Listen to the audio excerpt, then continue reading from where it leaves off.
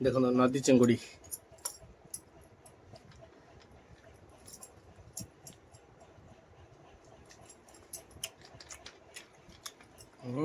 Test अच्छी खाली मांस गुराक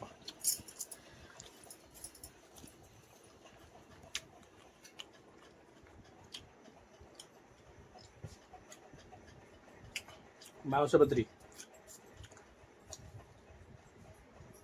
कड़ा भजा है मस्त लगुच खाया।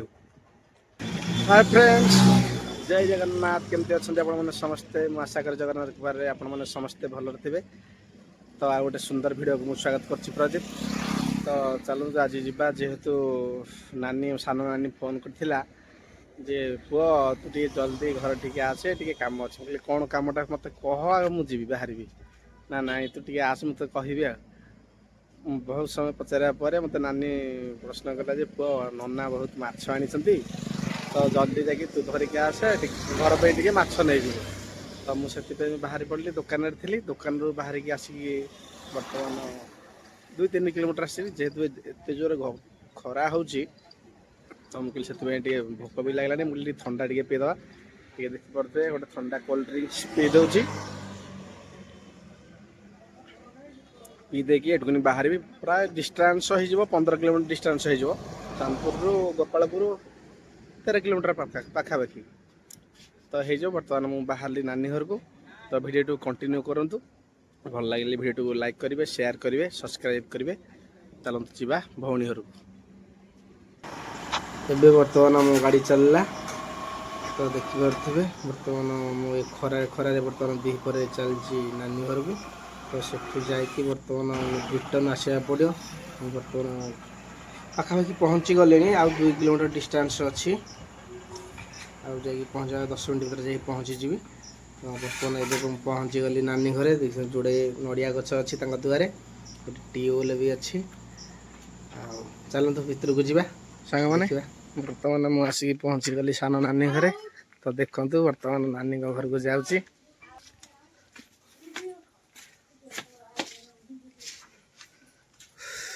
कौन कर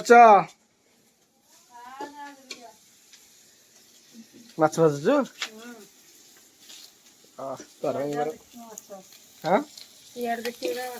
कौड़ी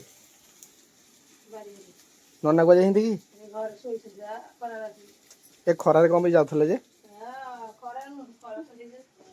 ये घर के तैयारी हम ये घर अबे छत्र हो पड़ा शो पड़ नना नमस्कार तमर जो शुआ शुआ जे खाली आगे शो पड़ हाँ चल चल गल कड़े कि हौ चलो मैंने सब केड़े केड़े सारणा सब होता नदी रू धरा है आसपटे चुना माछ देखते ओ गोटे गुंबीटे पड़ी पैक कर पलैला नहीं सांग मैंने आपण मैंने तो किणिकी माछ खाऊे ये देसी माछ खाଇବା बड़े टेस्ट अच्छी सांग मैंने बर्तमान देखो जेहेतु 1:30 टाइम हो गले नानी कहला खाई जहारी तो पखाड़ भात ये शाग भजा है देखु केड़े बड़ चुंगुड़ी नदी चुंगुड़ी यहाँ हूँ माछ जो आम कहती जो सोनपातिया टाइप रा कौ माछ बाउंश पत्री माछ ये भजा ये आंब ये खिया हम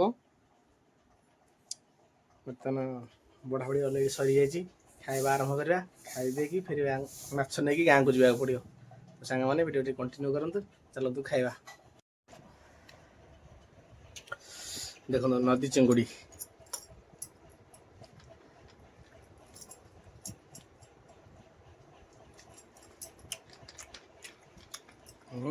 टेस्ट अच्छी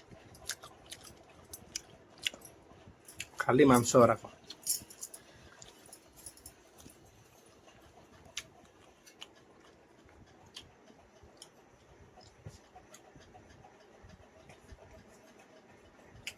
बाउंश पत्री कड़ा भजा है मस्त लगुच खाया। ଯେହେତୁ ନଦୀ ମାଛ ମାନେ କଡ଼ା ଭଜା ହେଇଛି, ମାନେ କଣ୍ଟା ଆଗର ଚୋବେଇ ହେଇଛି, କଣ୍ଟା ବି ବାଛିବାକୁ ପଡ଼ିବନି। ଦେଖୁଛନ୍ତି ମୁସ ମୁସ ଲାଗୁଛି, ମିଠା ବି ଲାଗୁଛି ମାଛଟା।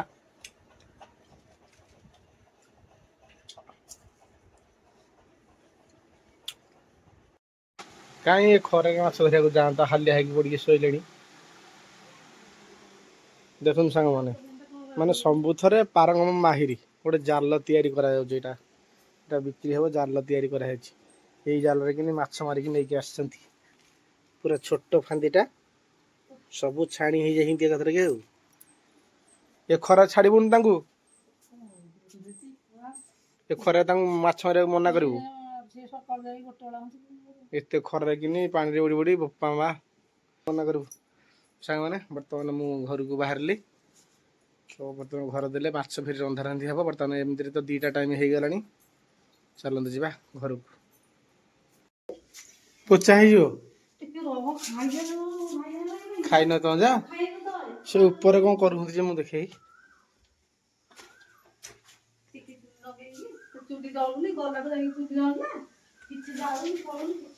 କଣ ଏଠି ଖାଇବା ପଡିଛି?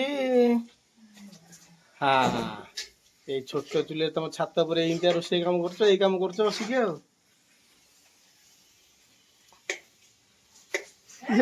ଏ ବୁଦ୍ଧି ତମକୁ କିଏ ଦେଲା ଯେ? ମାମା କରିଥିଲା।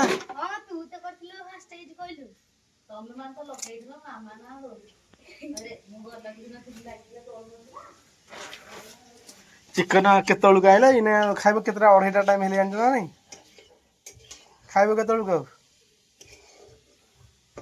ଏମିତିଆ ସବୁ ପାଲା, ଘରେ ନଥିଲେ ସବୁ ଏମିତିଆ ପାଲା ସବୁ ତମେ କରିବ। ଆଉ କେତେବେଳେ ଚିକେନ ଆଣିବ, କେତେବେଳେ କୁଆଡ଼େ ଯିବ, କୁଆଡ଼େ ଆସିବ, ଏମିତିଆ କାମ। ଆଉ ସାଙ୍ଗମାନେ ଫାଇନାଲି ଘରେ ଆସିକି ପହଞ୍ଚିଗଲି। ତ ପହଞ୍ଚିବା ପରେ ଦେଖିଲା ବେଳକୁ ଛାତ ଉପରେ ଝିଅ ମୋର ଦେଖ ଏମିତିଆ ଛୋଟ ଚୁଲି ଲଗେଇକି ଗୋଟେ ଚିକେନ ରୋଷେଇ କରୁଛି ବସିକି। ମୁଁ ସିଆଡ଼େ ମାଛ ନେଇକି ଆସିଛି, ଇଏ ବର୍ତ୍ତମାନ ଚିକେନ କଷୁଛି। ହଁ ଜଲ୍ଦି କରି, ସେ ଯାହା ହେଇଛି ସେତିକି କରିକି ଖାଇଦିଅ। ଛାତ ଉପରେ କେଡ଼େ ସୁନ୍ଦର ପବନ ହଉଛି ଦେଖନ୍ତୁ। କେତେ ସୁନ୍ଦର, ପୁରା ଗ୍ରୀନ୍ ଗ୍ରୀନ୍ ପୁରା ଦେଖାଯାଉଛି। ସେଠି ଦେଖନ୍ତୁ ଗୋଟେ ଗଛରେ କେତେ ଫୁଲ ଫୁଟିଛି, ଦେଖନ୍ତୁ ସୁନ୍ଦର ଲାଗୁଛି। ଯାଅ ତମେ ଖାଇଦିଅ, ଝାଇଁ ଝାଇଁ ଲାଗିବ ଦେହ ମୁଣ୍ଡ।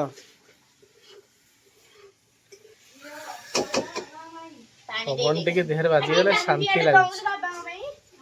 ନା ନା ମୁଁ ଖାଇବିନି, ମୁଁ ଖାଇବିନି, ତମେ ଖା। ମୁଁ ଖାଇକି ଆସିଛି। ନା ନା ମୁଁ ଖାଇବିନି, ତମେ ଖା।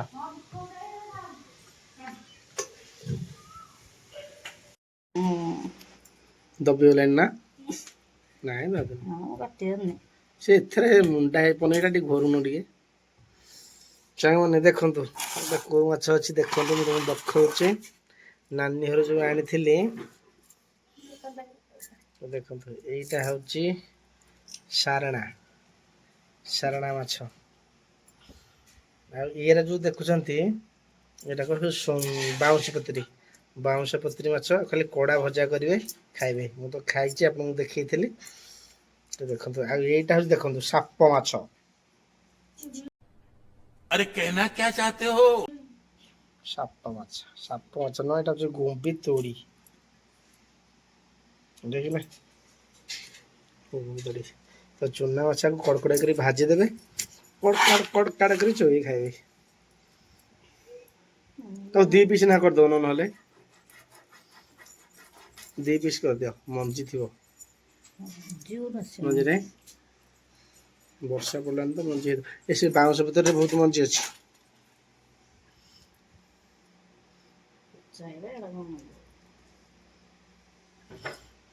ହଉ ଆଜିର ବ୍ଲଗ୍ଟା ଏଇଠି ରଖିବା। ନେକ୍ସଟ ଭିଡ଼ିଓରେ ଦେଖା ହେବା। ରହିଲି, ଜୟ ଜଗନ୍ନାଥ।